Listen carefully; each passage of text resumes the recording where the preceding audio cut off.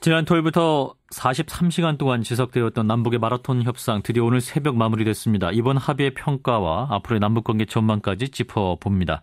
정세현 전 통일부 장관 연결하죠. 장관님 안녕하십니까? 예, 안녕하십니까. 네, 길고 긴 협상이었는데 남북이 합의를 도출했습니다. 일단 환영할 만한 결과라고 봐야겠죠? 그럼요. 잘 됐죠. 그렇지 않으면은 군사적 충돌로 이어질 수밖에 없는 그런 긴박한 상황이었는데, 예. 그걸 피할 수 있게 된다는 것이 우선 잘된 일이죠. 예. 자, 일단 합의 내용을 좀 일단 살펴봐야 될 것 같은데, 이제 북한이 지뢰 폭발 사고로 부상을 입었던 우리 군인들에 대해서 유감을 표명했습니다. 자, 과거 사례랑 봤을 때 이 유감이라는 사과서 어떻게 평가하십니까? 네, 원래 우리 정부에서는 이번만큼은 사고의 주체를 분명히 한 시인 사고와 재발 방지를 요구했었죠, 사실은. 예. 그런데 이번에 그냥 유감 표명 정도로 합의를 한 것이 오히려 어떤 점에서는 우리 정부가 아량을 발휘한 그런 그 결과라고 봅니다. 예, 그리고 예. 과거 사례와 같습니다. 옛날엔 다 그러니까 사고를 누가 일으켰다는 얘기는 하지 않고 예. 그런 사고가 있었다는 데 대해서 유감을 표시한다 이런 식으로 했었죠. 그러니까 선례와 큰 차이는 없습니다만은 그래도 이렇게 해서 군사 충돌로 이어질 수밖에 없는 상황을 피했다는 것이 서로 잘된 일이라고 생각합니다. 예, 이제 유감 표명은 이제 지난 2002년이었죠. 장관님 계실 때였던 것 같아요. 연평해전 당시에 이제 정통문을 통해서 유감 표명 이후에 처음인데 따라서 어떤 의미 있는 성과라고 볼 수는 없는 건가요? 과거에도 다 그런 식으로 했습니다. 그러니까 이 문장을 보시면은 예. 알지만은 사고를 누가 저질렀다는 얘기는 하지 않고 예.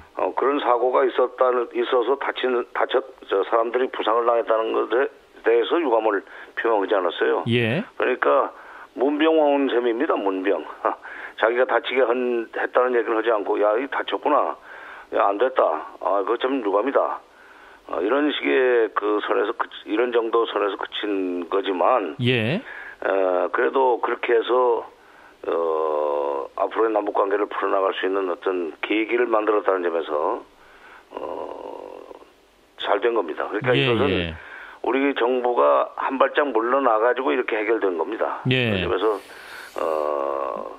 그리고 이렇게 되면은 이제 앞으로 천안함 문제도 이렇게 풀릴 수가 있습니다. 예. 그러면 이제 오이사 조치도 해제할 수 있는 그런 어떤 선례가 구성이 됐죠. 예, 그러니까 이제 외교적인 표현이기 때문에 명확한 주체는 없었습니다만 사실상 어떠한 북한의 도발을 인정한 거다 이렇게 볼 수 있을까요? 그렇게 봐도 되지만, 예,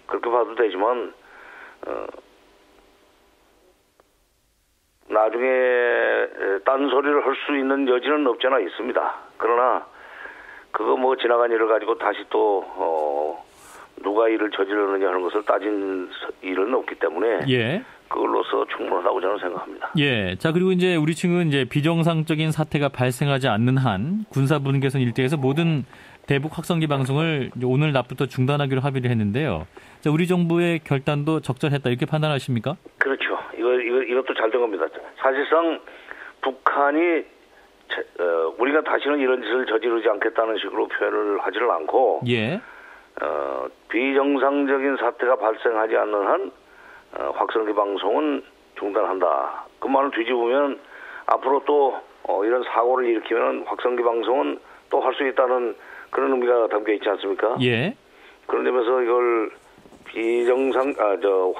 확성기 방송을 재개할 수 있다는 여지를 남겨놓음으로써 북한이 이런 일을 다시 저지르지 않도록 제도했다고 그럴까 묶어놓은 그런 그 효과가 있죠. 예, 근데 여기서 이제 비정상적인 사태가 무엇일까? 이 의미가 좀 중요할 것 같은데 어떤 의미일까요? 이런 도발 같은 그러니까 남북 관계를 악화시킬 가능성이 있는 그런 그 도발 행위를 하지 않는 한 그런 뜻으로 저는 해석을 합니다. 예, 그렇군요.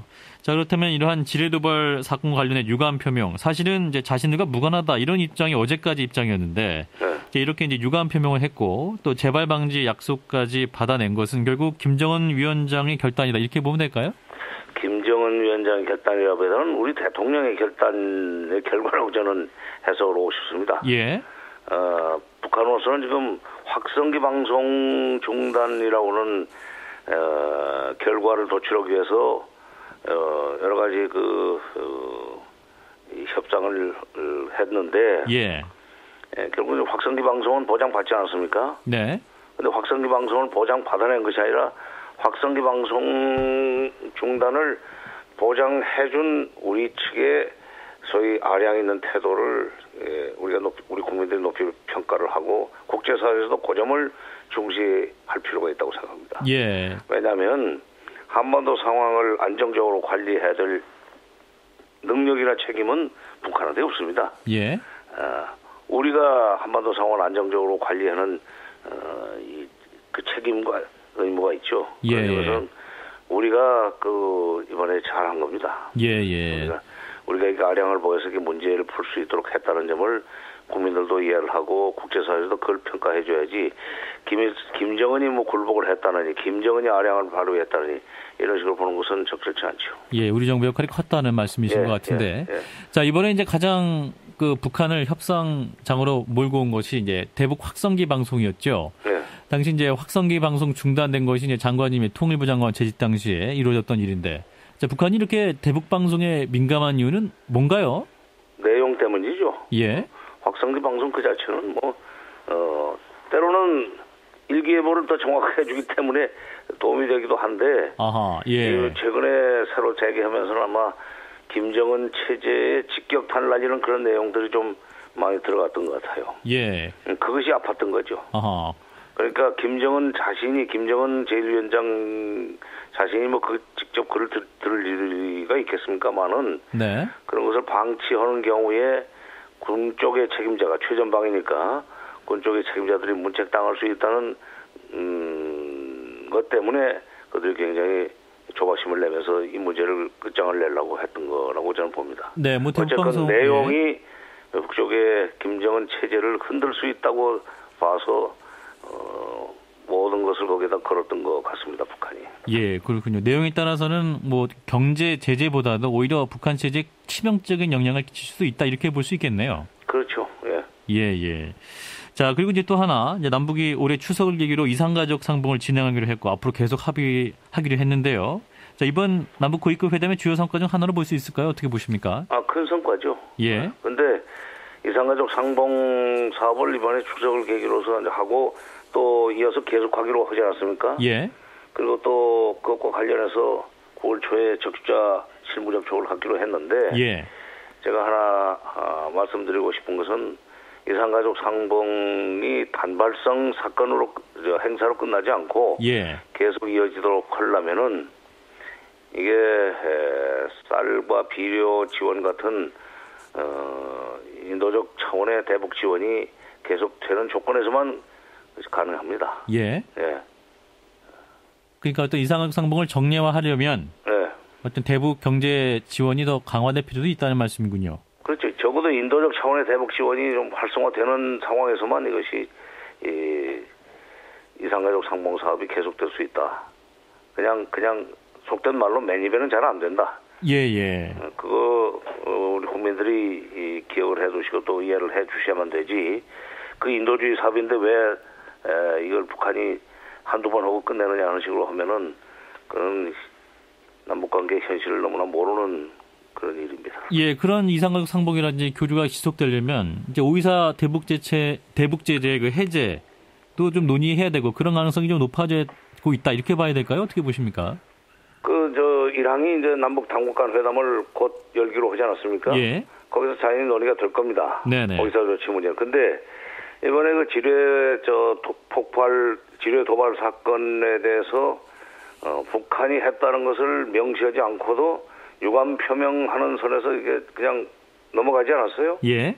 천안함 사건도 그런 식으로 풀 수 있는 선례가 지금 생긴 겁니다. 예. 이 정부 내에서. 네. 과거에도 그런 선례가 많이 있었지만 이 정부에서는 과거와는 다른 방식으로 하겠다고 했지만 결국 과거 방식으로 문제를 풀었는데 이 정부에서 이제 그런 선례가 생겼기 때문에 천안함 사건도 유감 표명 정도에서 마무리하고 넘어간다면 의사조치를 풀 수 있는 계기는 마련된 셈이죠. 예, 그러니까 이번 방식으로 어떤 천안함 사태도 해결할 수 있는. 예, 천안함 사태에 대한 소위 유감 표명을 하는 선에서 의사조치를 풀 수 있는 어떤 그 디딤돌을 만들 수 있다 이런 얘기입니다. 예, 예, 천안함 사태 해결할 수 있는 해법의 열쇠를 남북이 갖게 됐다 이렇게 평가할 수 있겠네요. 이번에 지뢰 문제를 푸는 과정에서 예. 지뢰 문제에 대한 북한의 입장 표명 그리고 우리들의 그 수용 이것이 선례가 됩니다. 예, 그럴 예, 겁니다. 예, 그렇군요.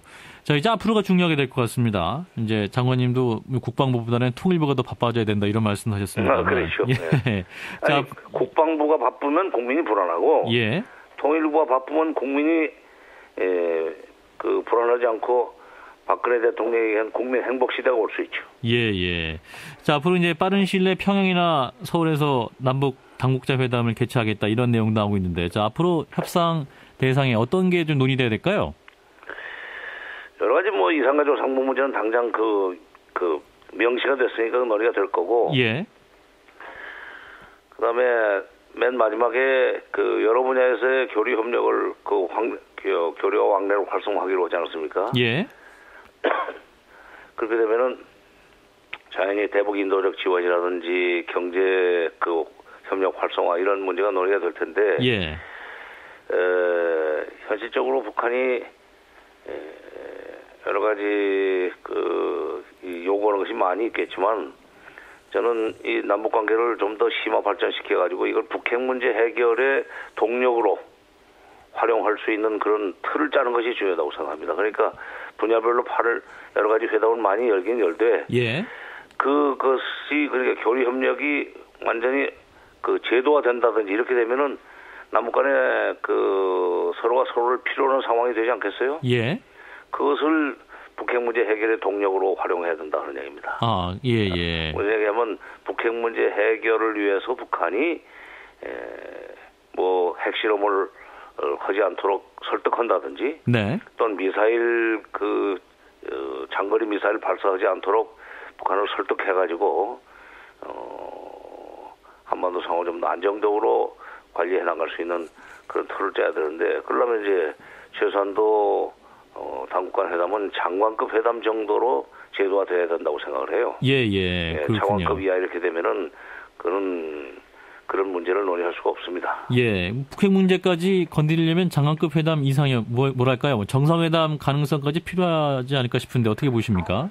정상회담 너무 이르죠. 지금 예. 이제 우물가에서 숭늉 달라는 격이고, 예. 일단 장관급 회담을 복원하면 예. 여러 가지 그 밑에 그 분야별 회담을 활성화할 수 있습니다. 예를 들면 경제협력 같은 것도 당국이 나서야 되거든요. 예. 결국. 그러려면은 최소한도 그거는 과거 선례로 봐서 차관급 정도의 이 협의체를 만들어야 되는데, 그러려면 장관급 회담으로 가야죠. 예. 아직은 좀 갈 길이 좀 멀겠군요.